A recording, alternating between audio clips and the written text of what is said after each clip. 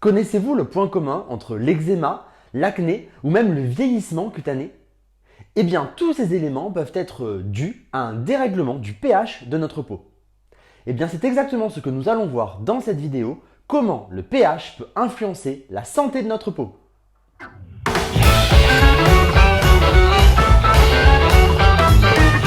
Nous allons commencer par étudier ce qu'est le pH. Le pH est en réalité une échelle qui permet de mesurer la quantité d'acide et de base d'un milieu.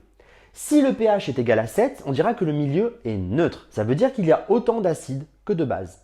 Si le pH est compris entre 7 et 14, on dira qu'il est basique. Ça veut dire qu'il y a plus de base que d'acide. Et au contraire, si le pH est compris entre 0 et 7, ça voudra dire que le milieu est acide.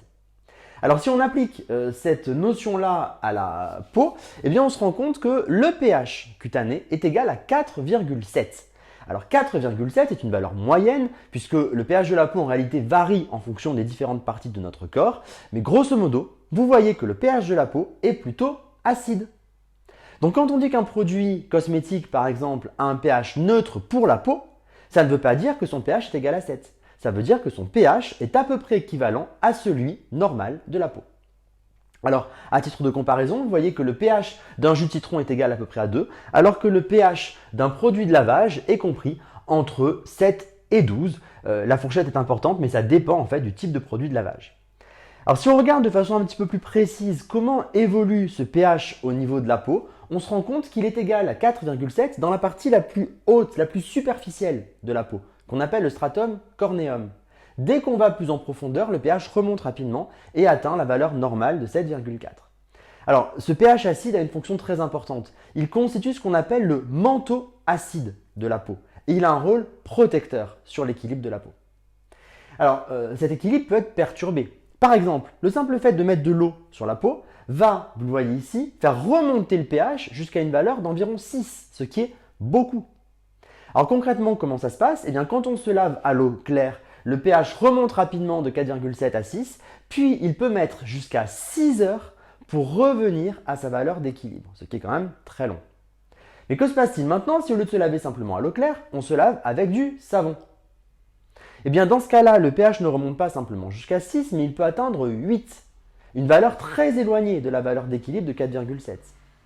Dans ce cas-là, l'augmentation de pH jusqu'à 8 est rapide au moment de la douche, puis on a un retour à l'équilibre qui peut prendre plus de 6 heures. La valeur exacte est difficile à quantifier puisqu'en fait, ça dépend du produit de lavage qu'on a utilisé. En tout cas, l'équilibre de la peau est durablement perturbé.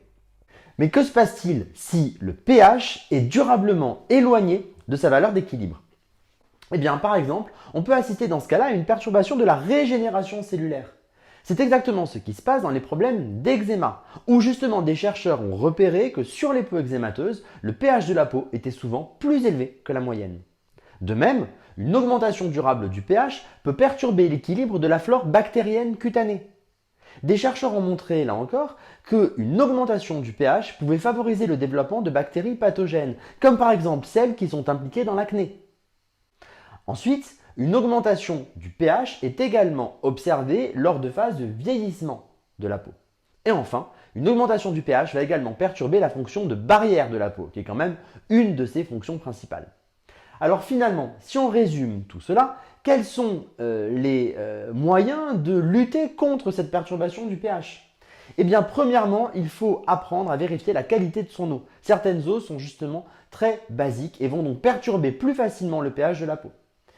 Il est également intéressant d'utiliser des hydrolats pour laver certaines parties du corps particulièrement fragiles, sensibles. Je pense par exemple au visage. Vous pouvez aussi, par exemple, utiliser des produits dont le pH est plus proche du pH naturel de la peau. Ces produits seront par exemple indiqués comme portant un pH neutre pour la peau. Ça veut dire que leur pH est plutôt acide. Enfin, vous pourrez aussi utiliser des produits qui régulent le pH de la peau avec là encore un pH plutôt acide, ce qui permettra de compenser l'augmentation du pH observé par exemple en sortant de la douche.